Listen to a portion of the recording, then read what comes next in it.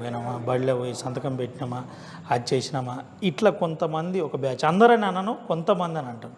ఇలాంటి వాళ్ళకు ఒక టీచర్గా ఎట్ ద సేమ్ టైం ఒక చదువుకున్న వ్యక్తి ఏం చెప్తాను? నేనేమంటా అంటే ఉపాధ్యాయ వర్గాల్లో బహుశా ఒక 5-10% ఉండొచ్చేమో. అది అందరికి ఓపెన్ సీక్రెటే ఉంది.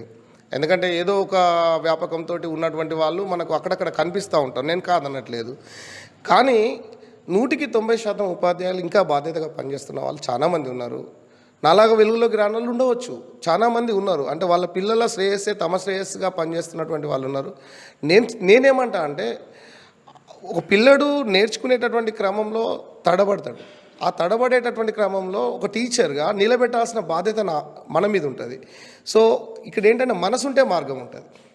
నువ్వు ఎక్కడైతే ఆలోచిస్తావో ఆలోచిస్తే ఆ ఆలోచనతో పాటు నీ నీ మూమెంట్ అనేది, నీ ఆచరణ అనేది కొనసాగుతుంది. కాబట్టి ఏ రోజు కూడా ప్రశ్నించడాన్ని వ్యతిరేకించవద్దు. పిల్లలకు ఒక స్వేచ్ఛాయుత వాతావరణం ఉండాలి. అందులో భాగంగా నేను ఒక 5 సంవత్సరాలుగా పిల్లలతో యూనిఫామ్ వేసుకుంటున్నాను. చాలామంది ఫస్ట్లో ఈయనేంది యూనిఫామ్ వేసుకోవడం అనుకున్నారు. కానీ నా పిల్లలు ఎందుకంటే ప్రైమరీకి వచ్చేటటువంటి పిల్లలు 1వ తరగతి వచ్చే పిల్లలు ఉంటారు. వాడు అమ్మఒడి నుంచి డైరెక్ట్ వచ్చినప్పుడు నా భీకరమైన ఆకారము, నా పరిస్థితి చూసి వాడు భయపడే అవకాశం ఉంది. అట్లా ఉండొద్దు. వాడు స్వేచ్ఛగా రావాలి, బడి అంటే ఇష్టంగా రావాలి. మళ్ళీ ఇవాళ ఫస్ట్ జనరేషన్ పిల్లలే ఉన్నారు ప్రభుత్వ పాఠశాలలో.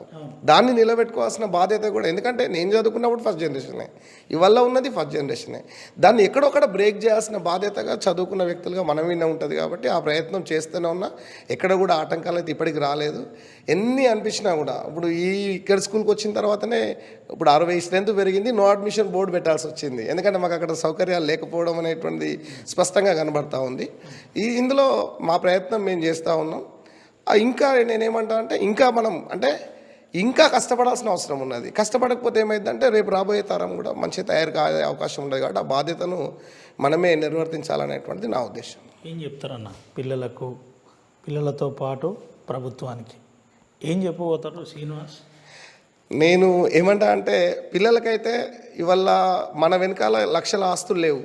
ఇవాళ ఏ ప్రభుత్వ పాఠశాల పిల్లలు చదువుకోవడానికి వస్తున్నటువంటి పిల్లలైనా కూడా ఎట్లాంటి బ్యాక్గ్రౌండ్ లేకుండా సింగిల్ పేరెంట్స్ తోటో లేకపోతే ఇంకా రకరకాల రుగ్మతలతో బాధపడుతున్న వాళ్ళ ఉన్నాం. సో ఇవాళ నా జీవితాన్ని మార్చింది చదువే. ఆ చదువు నా జీవితాన్ని మార్చి నాకు ఒక ఉన్నతమైన స్థానాన్ని ఇచ్చింది. కాబట్టి ఈ చదువును వదలకుండా నేను మళ్ళీ ఇంకా విజ్ఞానాన్ని పొందడానికి జరుగుతూ ఉంది. సో కాబట్టి పిల్లలకు నేనేం చెప్తానంటే చదువును వదిలితే మనము ఎట్టి పరిస్థితిలో అభివృద్ధి చెందలేము అనేటువంటి, చదువు ఒక్కటే మన తలరాతను మారుస్తుందనే విషయాన్ని నేను బలంగా విశ్వసిస్తా. అట్లాగే నేను ప్రభుత్వాన్ని వేడుకుంటున్నది ఏంటంటే ప్రభుత్వ పాఠశాలలో ఇంకా మెరుగైనటువంటి సౌకర్యాలు కల్పించండి. ఇంకా అంటే గత ప్రభుత్వంతో పోల్చుకుంటే ఇంకా కొన్ని సౌకర్యాలు కొన్ని వస్తున్నప్పటికీ కూడా అవసరమైన ప్యాటర్న్లో ఇంకా టీచర్లను ఇవ్వండి. ప్రాథమిక పాఠశాలలే ఇవాళ దేశానికి పునాది. హై స్కూల్కి వెళ్ళిన తర్వాత పిల్లడు మారుతారనడం కంటే బేసిక్స్ నేర్చుకున్న తర్వాత పిల్లడు మారే అవకాశం ఉంది. చాలా పాఠశాలలో 1-2 ఉపాధ్యాయులు ఉంటున్నారు. తరగతికి ఒక ఉపాధ్యాయుని ఇవ్వగలిగితే, అదేవిధంగా ఆ ఉపాధ్యాయులను పనిచేసేటటువంటి ఒక మంచి నేచర్ని కనుక మనం చేయగలిగితే 100% ప్రభుత్వ పాఠశాలలు కార్పొరేట్ పాఠశాలకు ధీటుగా, ఇవాళ కార్పొరేట్ పాఠశాలలో పనిచేస్తున్న ఉపాధ్యాయులు ఎవరు మనకు తెలిసిందే కదా. ఇవాళ ఇన్ని క్వాలిఫికేషన్స్ పెట్టుకొని ప్రభుత్వ ఉపాధ్యాయులు మరి అడ్మిషన్స్ లేవనడం అనడం అనేది నాకైతే నచ్చట్లేదు. ప్రభుత్వం ఇంకా చర్యలు తీసుకోవాల్సిన అవసరం ఉన్నది. అవసరం ఉన్న కాడ ఉపాధ్యాయులను ఇవ్వాలి, మెరుగైన సౌకర్యాలను ఇవ్వాలి. అలా ఇచ్చినప్పుడు ఖచ్చితంగా రాష్ట్రంలో కావచ్చు, దేశంలో కావచ్చు విద్యా వ్యవస్థ ఎప్పుడైతే విద్యా వ్యవస్థ మంచి స్థానంలోకి వెళ్ళిపోతుందో ఆటోమేటిక్గా డెవలప్మెంట్ అనేది కూడా ఉంటుంది.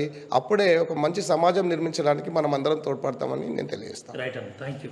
ఇది పరిస్థితి. మంచి సమాజం నిర్మించాలంటే చదువు అవసరం. చదువుతో పాటు మెరుగైన సౌకర్యాలు అవసరమని చెబుతున్న పరిస్థితి. విద్య యశస్సు భోగకరి.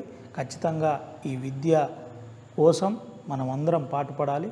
అప్పుడు కూడా అట్టడుగు వర్గాలకు సంబంధించిన వారికే విద్య అందింది. అది ప్రాథమిక పాఠశాల నుంచి ఇప్పుడు ప్రభుత్వ పాఠశాలలో ఉన్న పరిస్థితులు. ఇప్పుడు కూడా అదే పరిస్థితి ఉంది. నేను వినూతన ప్రయత్నం చేశాను. ఈ ప్రయత్నంలో పిల్లల హార్ట్ను టచ్ చేసే ప్రయత్నం. నా హార్ట్ ఏడుందో ఒక క్లారిటీ రావాలి. వాళ్ళకు కూడా రేపటి సైన్స్లో గొప్పవాళ్ళు కావాలి అంటే నేచర్తో పాటు వాస్తవికాలు తెరవాలని నేను ప్రయత్నం చేశానని చెబుతున్న పరిస్థితి. 60 నుంచి 180కి పోయిన మా పాఠశాల రానున్న రోజుల్లో ఇంకా ఫలితాలు రానున్న రోజుల్లో ఉంటాయని చెబుతున్న పరిస్థితి. నా వంతు ప్రయత్నం చేస్తాను. అన్నీ లేనప్పుడే నేను చదువుకునే ప్రయత్నం చేశాను. ఇప్పుడు టీచర్గా ఉన్నాను, ఇంకా నా చదువు కొనసాగుతుంది. ఈ చదువు పిల్లలకి ఇవ్వడమే నా ప్రధాన లక్ష్యం అని శ్రీనివాస్ చెబుతున్న పరిస్థితి. కెమెరా సుమతో రవినాయక్, RTV, ఆదిలాబాద్ నుండి.